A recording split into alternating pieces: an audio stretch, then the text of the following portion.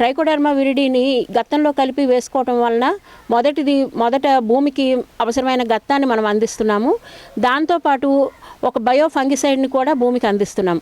Trichoderma viride వలన ఏంటంటే భూమి ద్వారా సంక్రమించే వ్యాధులు, ఫ్యూజేరియం విల్ట్ కానీ, రైజోక్టేనియా రూట్ రాట్ కానీ, అలాగే డాంపింగ్ ఆఫ్ లాంటి వ్యాధులు ఏవైతే ఉంటాయో వాటినన్నిటిని నివారించడానికి ట్రైకోడర్మా విరిడి సమర్థవంతంగా పనిచేస్తుంది.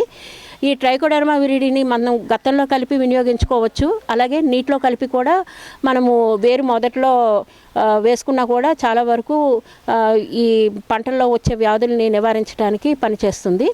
అలాగే ఈ ట్రైకోడర్మా విరిడి అన్నది మామూలుగా మొక్కకు అవసరమైన ఫంగస్గా బ్యాక్టీరియాలని ఇది ఏమీ హార్మ్ చేయదు. ఇప్పుడు సపోజ్ మనకి రైజోబియం బ్యాక్టీరియా ఉంటుంది.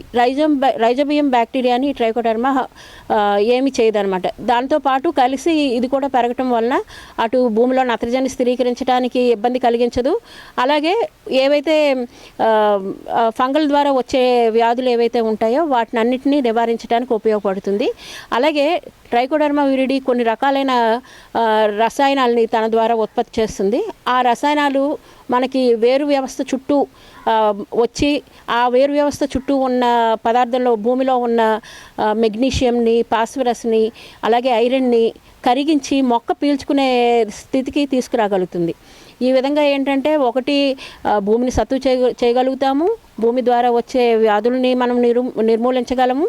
అలాగే పంట తాలూకా గ్రోత్ కూడా పెరగటానికి ఇది ఉపయోగపడుతుంది. అలాగే కొన్ని స్టడీస్ని కానీ చూసుకున్నట్లయితే చిన్న వ్యవస్థలో అంటే మొక్క చిన్న దశలో ఉన్నప్పుడు కానీ ట్రైకోడర్మా విరిడిని వినియోగించిన రైతులు ఉత్పత్తి కూడా 5 నుంచి 10% వరకు పెరిగిన స్టడీస్ అయితే ఉన్నాయి.